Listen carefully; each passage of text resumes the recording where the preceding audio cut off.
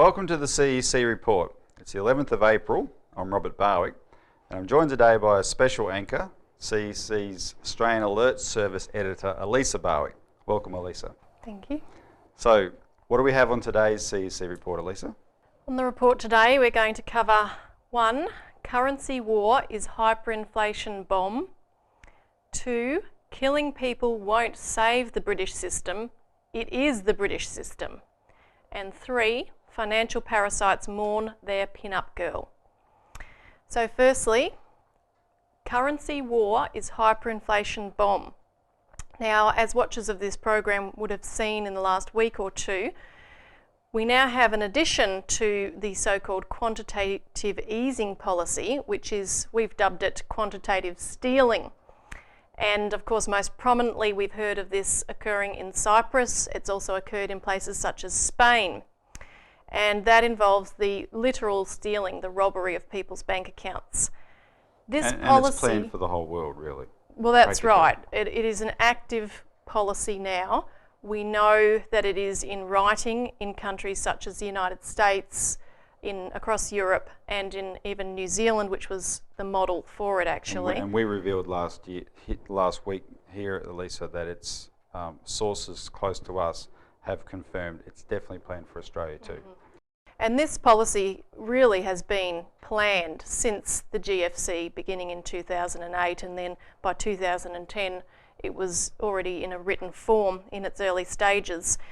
But the question is really, can this quantitative stealing, even in addition to quantitative easing, actually work? Well, clearly its creators are not confident that it will work, because just in the last week we've seen an entirely new phase of quantitative easing, this time not from the United States or from Europe, but coming from Japan. Now, well, what's happened here, Australians are informed through the press that we are suffering from what's been called a currency war. And just this week, for example, Holden has laid off another 500 employees, and it's being blamed on the high Australian dollar. So everyone's heard about this. Our dollar's very high, and what they might have also heard of is that one of the drivers behind our high dollar is the Japanese have embarked on a new monetary policy. And in fact, it's a particularly unfortunate thing for our car industry, because of course the main competitor Holden and Ford here are Japanese car makers, right? So the Japanese are trying to devalue their currency, and by devaluing their currency they want to follow the theory that will make their goods cheaper, they can export more, and they can revive their industry.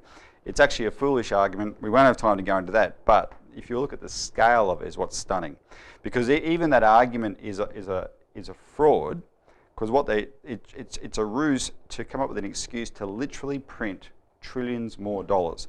So since the GFC erupted, Elisa, in 2008, the non-Bank of Japan central banks have pumped out $4.4 trillion in printed money, right? And that's money they literally invent on the spot, and they put it into the banking system by lending it at virtually zero interest rates, or actually zero interest rates, to the private banks who haven't been lending it on, but that's the way they've been covering their losses to date. Well, what the Bank of Japan announcement is, they will double Japan's money supply in 2 years. 2 years, double it. So we've done the sums, because the other central banks are going to continue printing money as well, and we've done the sums. We're talking about, in the next 2 years, they will add to the 4.4 trillion they've already printed, $6 trillion in 2 years, right? So this is off the charts money printing, and when you're at this stage of the financial crisis and they're resorting to this, you are deep into the darkest days of Weimar Germany, which is why we've called it the hyperinflation bomb. And really, as we've constantly stressed, the only solution is to put these banks through bankruptcy. And that comes with Glass-Steagall. Now, we've seen some exciting developments in the last week or two. On Glass-Steagall, our watchers again would know about the Parliamentary Committee in Iceland unanimously passing a resolution or legislation for Glass-Steagall, but we've also seen motions go through state senates in the United States. And Elisa, what's noticeable about these events in the US in terms of Glass-Steagall and the support for it is it's unanimous support it's getting. Yeah, the Glass-Steagall resolutions, which call upon the US Congress from the state bodies to put through Glass-Steagall laws, are being considered in 13 US states, but in 2 states in the last few weeks they have been passed. In Maine, most recently, both houses passed the resolution unanimously, and in South Dakota it was passed by a vast majority.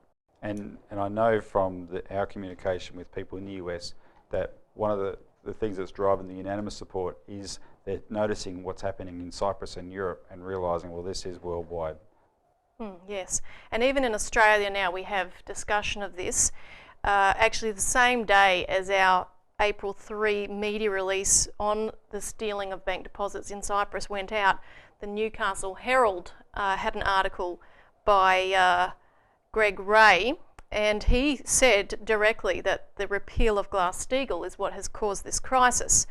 He said, as I recall, the US government, its politicians heavily funded by big private banks, dismantled some Depression-era laws, i.e. the Glass-Steagall Act, that prohibited banks from gambling with depositors' funds. He described derivatives, which he said are like sports gambling, only more stacked and rigged, if you can imagine that. And he went on to describe the bailout that came after the GFC, the fact that this bailout did not succeed, and that the same crisis will indeed reoccur because nobody, as he said, put the Glass-Steagall laws back to stop the banks making it happen again. What was striking about this Greg Ray article in the Newcastle Herald is he's done a really good job of putting it into layman's terms. And it reflects us though, because no one else in Australia has been hammering Glass-Steagall the way we have, and the CEC's chairman, Anne Lawler, lives in the Newcastle area, and we know the Newcastle Herald pays close attention to what she does. But this is good. It's starting to gain a bit of traction, because what we have to get Australians to understand is there's a reflex fear. It's actually a fear reaction Australians have whenever they hear bad news of it can't happen here. Yeah. Well, by what law of the universe is that true? It's not true. And read our latest New Citizen newspaper, which we've just published. We foreshadowed it last week.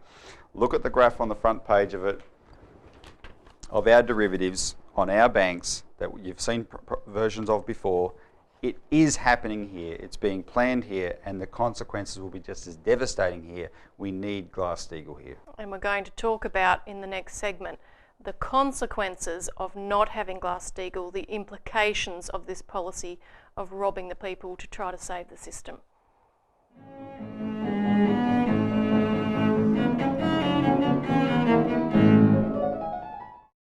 Welcome back.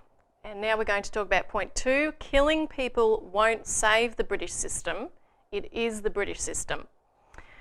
Now, the impact of this quantitative stealing policy has really affected a shift in the ability to deliberately collapse entire economies, Robbie. This was always the policy. We saw the policy in Greece, bringing in austerity, budget cuts, devastating measures that forced the economy really to grind to a halt. To shrink it, actually. Absolutely. And made the debt as a proportion of the economy much greater. So it made the problem worse. Exactly. But in a sense, what we saw in Greece and in other nations across Europe, that austerity was not proceeding fast enough for the wishes of the system, of the bankrupt system, to keep it afloat. So they needed to proceed harder and faster and do it in a forcible way. And if you think about what happened in Cyprus, the limits that people had in what they could withdraw from the ATM, the limits, crushing limits put on businesses that could not function, they could only get goods on the shelves if they could pay in cash, etc. This forcibly created an even more rapid rate of collapse. In fact, we saw within around 2 weeks in Cyprus that electricity consumption decreased by 25%. Well, we've seen and documented for a couple of years now the devastating impact on Greece, and there's just story after story out of Greece from the collapse of the healthcare system. And just one predicate to highlight is the suicides. A lot of elderly people choosing to commit suicide, not because all of a sudden they're euthanasia supporters, but because they cannot bear the conditions that they've been thrust into. And the thing with Cyprus is the Greek people are now saying, we don't want to collapse like Cyprus, right? Because Cyprus has been so hard, so devastating. Yeah. And as Craig and I mentioned here last week, it's not getting reported in Australia, the social impact, but it was always going to happen. If you know how banking works, people do not consider themselves unsecured creditors. When they put money in a bank, they're putting in for safe keeping. That's the average person. So when they stole these deposits, and we've just received evidence just in the last 48 hours, Elisa, that the €100,000 buffer, which people are told, oh, we won't take anything below that, that's the guaranteed part. That was a last minute swifty they pulled, because from the beginning, as early as 2011 when they first planned this, they always planned to take the whole lot, right? But anyway, even that's not enough to save the banking system, because the minute the people who have their deposits in those banks realise that they want to take some of their deposits, they're always going to line up and pull the money out.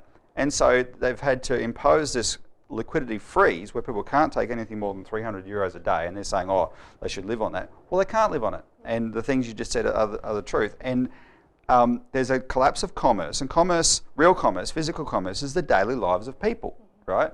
And what the people of Cyprus now face is starvation. But this is not a consequence of the system. This is the point of the system. That's what we're trying to get across here. Yeah, that's the intent. And in fact, Lyndon LaRouche just observed in the last 24 hours that this current phase of the deliberate destruction of economies that we're in, together with the push for World War III, which would kill more people even more rapidly, is the consequence of the Queen, the British Queen, failing in her explicit objective of forcing population reduction, which was put forward at the Copenhagen Forum in terms of the reduction of carbon emissions, pricing carbon, and these measures, which the Queen explicitly outlined at the CHOGM conference in 2009, where she explicitly called on the Commonwealth to lead the world in effecting this policy. And of course the policy itself of the Copenhagen Forum, in a document which was put out by the British government-funded Optimum Population Trust, called for the reduction of world population by between 3 to 5 billion people between now and 2050. But that policy did not take off, and in terms of the Commonwealth leading that drive, that most certainly didn't happen, particularly because within weeks, I believe, here in Australia, that policy was rejected. There was a massive rebellion, including in Australia, but around the world, and it just didn't happen. And that's when Kevin Rudd was quoted saying at Copenhagen, those Chinese, rat effers, they've rat effed us and whatever, because they were going to push ahead with this and it didn't work. But here's the thing, people are saying, how can you say that population reduction is the intent and not just the consequence? We'll accept it's the consequence. How can you say it's the intent? And they need to understand the history, right, of the British Empire, because Britain is the headquarters of what we call monetary imperialism, and it's the latest headquarters. And before Britain it was Venice, before Venice it was Byzantium, before Byzantium was Rome. And it was the idea you could have an oligarchy, an elite that through their oligarchical status were born to rule, and the rest were born to be ruled, right? And the rest were there to they existed at the pleasure of the oligarchy. If their daily lives through slavery, etc., did not serve the oligarchy, they had no point for existence, and their numbers were kept in check mainly through enforced poverty, which encourages the disease and those types of things that kill people off young, but also through wars, right? And something changed in the last 200 years. And what changed was the Americans, who were also, like Australia, under the British, they were a colony of the British, they had a much stronger internal sense of independence, and they said, we're human beings, we shouldn't be treated like this. And at the time you had the East India Company, which was this monopoly, the greatest monopoly in history, and it was really abusing its power in the United States. So the Americans rose up and they overturned the British rule, and they established the world's first republic, nation-state republic, based on a properly written constitution where the powers were codified. They invented institutions that we're promoting today, such as national banking, where the point of it was what the Constitution says, that the government of the United States existed to promote the general welfare. And general welfare means the common good of people, right? It was totally against the British system where there's an elite who rule for the elite. And a few years after the American Revolution, the British became as explicit as they've ever been when Thomas Malthus, who was the first political economist in history, wrote his essay on population in 1799 on the payroll of the East India Company, and he just laid out the British monetary economic system, which is that we're going to keep the population in check so that they only exist for our pleasure, and if there's too many, we call that surplus population, and we need to use public policies to kill them off. Right? He said, keep them poor, keep them in unsanitary conditions, encourage disease, kill them off. Ireland, the Great Potato Famine in Ireland was a case of British policy being put into practice. And the people who did that were people that Malthus trained himself. But see, since then though, a lot of countries started copying America, right? People in Australia wanted to copy America. We applied national banking here. After World War II, a lot of countries, used the credit principles of national banking to invest in infrastructure, etc., and transform their physical economies. And what that allowed was a flowering of world population. The world population went from 2 billion to 7 billion because it could, right? Because we all of a sudden became much more technologically advanced, much more equitable, thanks to those principles. But at the same time as that, you had the very top of the British system, the Crown itself, personally, through the Queen and Prince Philip, promote and direct the establishment of the green movement, which we saw in Copenhagen, to say we've got to get this population down, right? And in the context of climate change in recent years, they've been putting numbers on it. We've got to get down to 1 billion people, right? And they've laid this out. Well, people are not going to just put their heads on the chopping block for them, right? People are not going to submit to the conditions that kill them through starvation and disease, etc. So what you've got is, with this monetary policy, Elisa, you've finally got a system where they can so forcibly and so suddenly collapse the functioning of economies, like we're seeing in Cyprus, right? That starvation will just happen across the board. Because, see, very few countries are self-sufficient in food anymore, thanks to globalisation, which is British economic policy, right? And if they can, create the circumstances forcibly that we saw in 2008, where world trade grinds to a halt, shipping ground to a halt. The shipping index in 2008 dropped by 90%, an index of shipping. If they create those circumstances, they will very rapidly create the circumstances where you will have massive population reduction on a scale we've never seen before. And you throw in a super bug, a new avian flu spreading from human to human or something, and you've got really frightening consequences. Now, people can read more about this in our latest New Citizen paper, and also the alternative, because this is coming to Australia and we've got the alternative here. Now, when we come back, we're going to discuss financial parasites mourn their pin-up girl.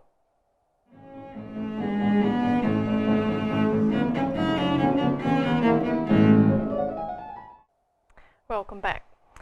Finally, financial parasites mourn their pin-up girl. Now, former British PM Margaret Thatcher died this week. Oh. Moment of silence. Wasn't Thatcher personally responsible, Robbie, for setting up much of the economic meltdown that we've just discussed here today? Yeah, we need to talk about this because the Murdoch press, Lisa, was so dominant in Australia that the obituaries are flowing really thickly, and they're full of such lies, right? Because, Murdoch was a key part of the Thatcher regime. She was Prime Minister for 11 years. What people need to know, who was this woman? we talked in the last segment about the British system, right? The last hurrah of really the nation-state period ended in 1971, because from World War II to 1971 you had the Bretton Woods system, and that was something that Roosevelt helped design. It wasn't perfect, but it was a regulated global trading system that respected the sovereignty of nations, or by intention did. And that all came crashing down in 1971. The Brits actually rigged it such, and that launched the era of global deregulation. And what that did was it let the British monetarists off the leash, right? And you had people like Lord Jacob Rothschild set out to reconquer the world and ram through their policies of financial looting, so they could just loot the system, right? Anyway, Britain, like every other country during the Bretton Woods periods, had to conform to a lot of aspects of Bretton Woods, and so they had a very regulated internal economy. They had a very industrial economy, and a lot of British industry is, world leading, right? British engineering, especially, was world leading, and Thatcher was a creature of the Mont Pelerin Society, which was the fascists from World War II, the backers of Hitler, who reinvented themselves after World War II as economic theorists under Friedrich von Hayek and Milton Friedman and those guys. And they picked Thatcher up. She came under their thumb, under their influence. In Britain they were called the Institute of Economic Affairs. They taught her everything she knew. She wasn't this naturalist, pull yourself up by your bootstraps kind of gal, she just went in there with a homespun philosophy. No, she was force-fed this Hayekian economics, right, which was fascism, and she set out to implement it. And what she did was deindustrialise Great Britain in a ruthless way.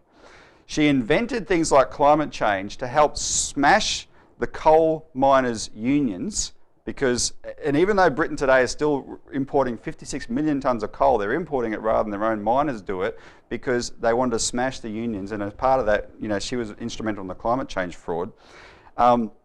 Mass privatisations that let all these City of London banks descend as parasites and make massive millions of dollars in fees selling off these assets, which was then copied by Jeff Kennett and the Kiwis and imposed on Russia. And in 1986, she implemented sort of her hallmark reform, which was called the Big Bang, which was the full deregulation of the City of London. And what it did is it turned the City of London, for what had always been the centre of monetary power in Britain, that had never changed, and of the world really, always had been.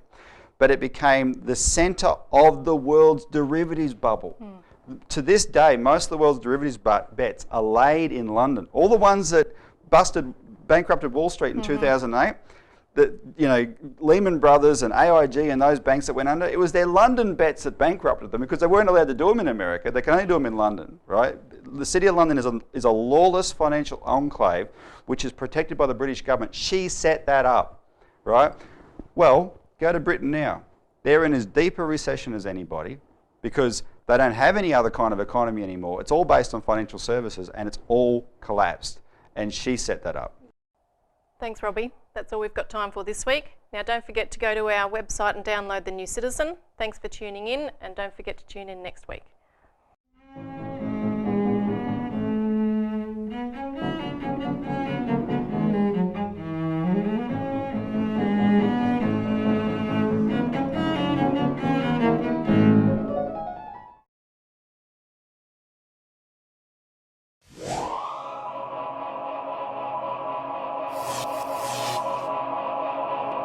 Yeah.